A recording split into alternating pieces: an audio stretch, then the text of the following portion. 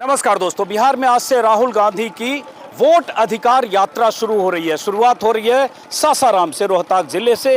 और राहुल गांधी की इस यात्रा में अलग अलग जगहों पर तेजस्वी यादव भी होंगे। आज शुरुआत में तेजस्वी यादव भी हैं और तमाम दिग्गज नेता हैं महागठबंधन के।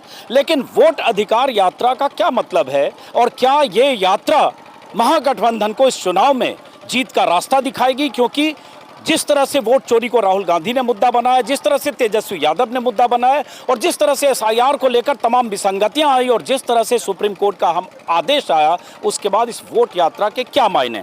तो पहले तो अचानक आपको लग रहा है कि जैसे कोई मुद्दा मिल गया। बात ये नहीं है, बात ये है कि मालूम था चोरी हो रही है, लेकिन सुराग नहीं मिल रहा था। अब वो हाथ में आ गया, चोरी हो रही है, साबित हो गया, चोर कौन है पहचान में आ गया, अब चोर को सजा दिलवानी। तो ये पवन खेड़ा साहब हैं। मैंने शुरू में परिचय नहीं कराया, जानबूझ के सवाल पहले पूछ लिया। पवन खेड़ा साहब मीडिया के प्रभारी हैं कांग्रेस के। पीछे विशाल मंच लगा है, यहाँ पे राहुल गांधी, तेजस्वी यादव, तमाम नेताओं के भाषण होने, अलग अलग जिलों से लोग आ रहे हैं और लगभग 22 जिले कवर करेंगे। 1300-1400 किलोमीटर के लगभग यात्रा, 1300 किलोमीटर की यात्रा है, दर्जनों विधानसभा क्षेत्र।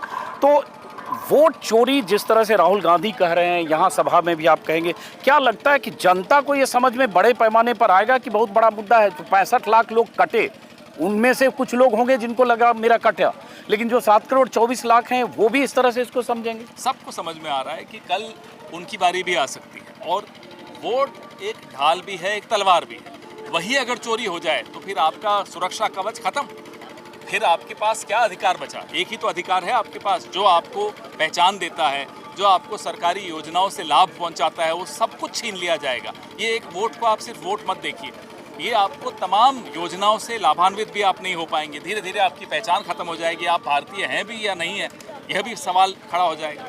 तो ये जो यात्रा आपकी जा रही है, इसमें हर जगह तेजस्वी होंगे? कांग्रेस की यात्रा माने, महागठबंधन की यात्रा माने? ये इंडिया की यात्रा है, इंडिया को बचाने के लिए है, इंडिया अलायंस की यात्रा। ये जो 65 लाख लोगों के नाम कटे, जिसको इतना बड़ा मुद्दा बनाया गया, अब चुनाव आयोग सुप्रीम कोर्ट के ऑर्डर पर सबके नाम पब्लिक में डोमेन में डालेगा और अगर उसमें बहुत सारी विसंगतियां नहीं मिली तो फिर चुनाव आयोग कहेगा कि देखो इन्होंने हल्ला शोर शराबा। तो दीजिए, आज 3 बजे उनकी प्रेस वार्ता है। हमें तो ये नहीं समझ में आ रहा अचानक प्रेस वार्ता करने की क्यों सूझी। सोर्सेज कर रहे हैं या वो खुद कर रहे हैं? क्योंकि आजकल तो जब देखो सोर्सेज से खबरें आती हैं। अब सोर्सेज के कितने वोट हैं हमें ये भी नहीं मालूम, हो सकता है सोर्सेज की एक अलग वोटर्स लिस्ट निकले। तो इसमें क्या लग रहा है आपको कि ये नाम काटने के पीछे कोई इंटेंशन होगा, कटा, या जेन्युइन भी हो सकता है? बात है, इंटेंशन है। जिन लोगों को आपने मृत घोषित कर दिया, वो जीवित चाय पी रहे हैं राहुल गांधी जी के साथ। अब बताइए, इससे ज्यादा बड़ा सबूत और क्या हो सकता है? तो अब जो ये आपकी यात्रा है जिसमें 22-23 जिलों में, इसमें वोट अधिकार के अलावा कुछ मुद्दे होंगे जो बिहार के जरूरी मुद्दे हैं 20 सालों का? बुनियादी मुद्दा है, इसी बुनियादी मुद्दे से बाकी सब कुछ उपजता है। इससे बड़ा मुद्दा और अभी कोई नहीं हो सकता। तो फिर यही बीजेपी कह रही है ना कि आपको इस बहाने एक मुद्दा मिल गया, वरना बीजेपी कोई मुद्दा ही नहीं था। आप चोरी नहीं करते या कर ली थी तो पकड़े नहीं जाते, चोरी भी की, पकड़े भी गए, और अब कह रहे हैं साहब पकड़ क्यों लिया और समय पर क्यों नहीं पकड़ा?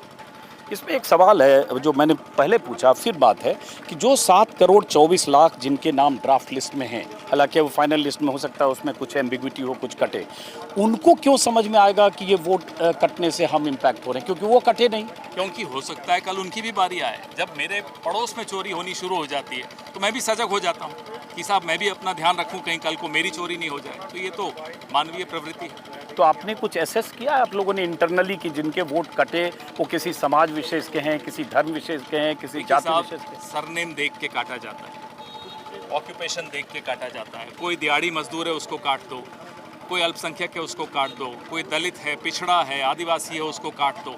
यही इनका तरीका रहा है, यही पैटर्न रहा। लेकिन देखिए, वोट कटेगा तो जो बीजेपी सपोर्टर होगा उसका भी कट सकता है। आप देख लीजिए ना कहाँ कितने कटे हैं। आपको हमने महादेवपुरा का पूरा दिखाया, और भी कई जगह हमारी रिसर्च चल रही है, वाराणसी भी उसमें इंक्लूडेड है।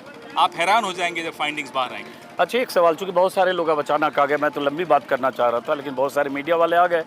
भाई ये बीजेपी के साथी हैं। हाँ, कोई बात नहीं, साथी हैं, सबको बात भी करनी है।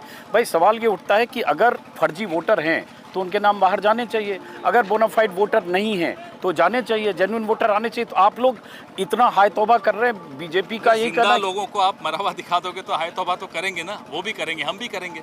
ये तो उनका मतलब जीवित रहने के लिए भी अब सर्टिफिकेट चुनाव आयोग देगा, भारतीय हो या नहीं उसका भी सर्टिफिकेट चुनाव आयोग देगा, योजनाओं का लाभ आप ले पाओगे या नहीं वो भी चुनाव आयोग तय करेगा।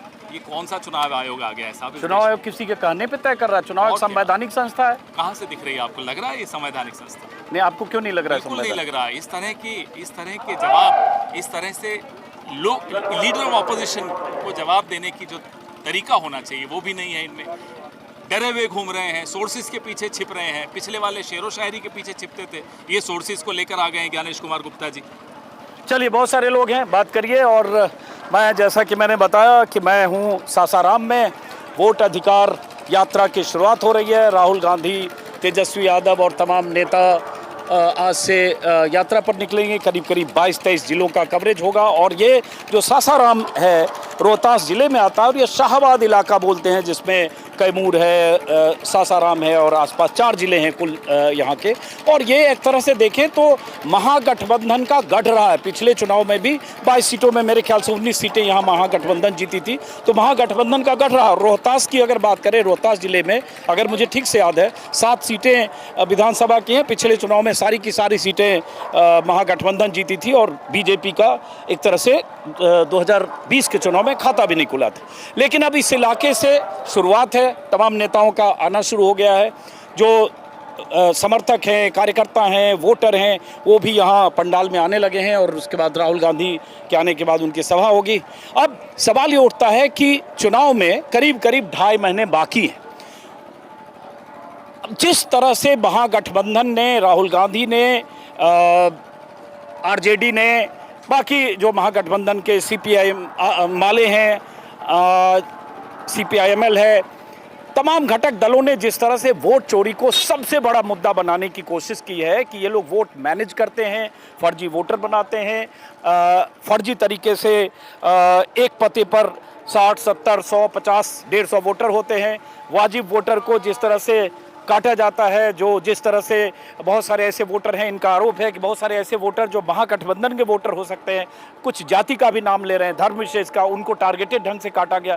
तो अब चूंकि इलेक्शन कमीशन अब अपनी वेबसाइट पर विस्तार से सारी जानकारियां देगा, जो चुनाव आयोग के दबाव में इलेक्शन कमीशन को मानना पड़ा, वरना इलेक्शन कमीशन किसी भी सूरत में वेबसाइट पर जिनके नाम कटे, वोटर लिस्ट से क्यों कटे, बताने को चुनाव आयोग तैयार नहीं था। लेकिन सुप्रीम कोर्ट का हंटर, सुप्रीम कोर्ट का ऑर्डर, चुनाव आयोग मजबूर तो हुआ। लेकिन अब जब लिस्ट आएगी तब हम सबकी ड्यूटी होगी कि कैसे उस लिस्ट में से उन नामों को तलाशें जिनके रहते, जिनकी जेन्युइनिटी होते हुए भी जिनके वोट काटे गए। तो फिलहाल शुरुआत है सासाराम से, मुलाकात होती रहेगी। नमस्कार।